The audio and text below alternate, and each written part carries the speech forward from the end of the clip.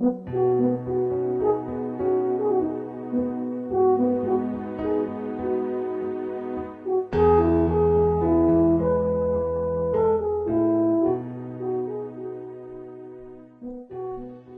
Close to the Sun by Jess Foley.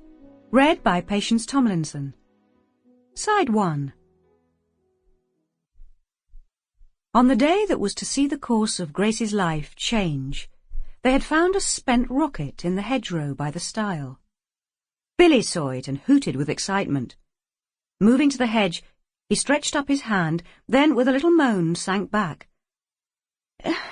It's too high. I can't get to it. Giving a sigh as if she were indulging him, Grace stepped to the hedge, reached up, and caught the rocket by its stem. Here you are, though what you want it for I can't imagine. The rocket was just one of many fireworks that had been set off last month in celebration of Queen Victoria's Golden Jubilee. The whole village had had a party on the green, and the bonfire and fireworks that had followed in the evening had provided a spectacle such as Billy had never seen in all his 8 years. Will it go again? He asked. And Grace said, No, unfortunately it won't. It's all used up. You might as well throw it back where it was. You sure it won't go again? Absolutely sure. Billy looked at the rocket for a moment longer, then, with a shrug, moved and threw it into the hedgerow. That done, he resumed the conversation that had been interrupted by his sight of the rocket. Will you be going away, Grace? At his words, Grace turned and glanced down at the top of his head as he limped along at her side. His thick brown hair had been touched by the sun, and in its highlights shone a dull auburn. When she remained silent, he lifted his freckled face and looked up. Will you? These days he seemed to be full of insecurities and questions. I've told you already, she said. It depends how things work out. I must wait and see what happens. But Pappy said when you get married, you'll be leaving us anyway.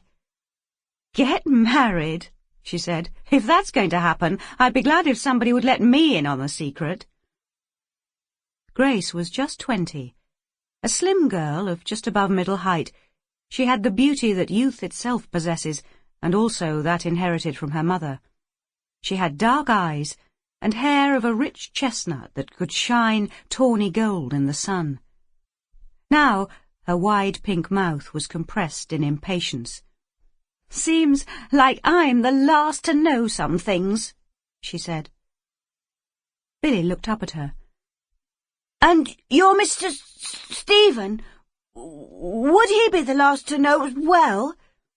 Grace nodded at the look and smiled. "You think you're so clever, don't you? Just make sure you're not too clever for your own good." Having taken shortcuts to avoid the roads, they were following a narrow footpath traversing a meadow. Up ahead was a stile, then just one more meadow and they'd be close to their destination. After the recent rains, the green of the grass was rich and lush. Birds skimmed the air in their foraging for food, and butterflies danced over the hedgerows. It was Saturday, almost 10:30. They'd set off from Green Shipton almost an hour before, the two of them, carrying 2 framed pictures, oil paint on canvas.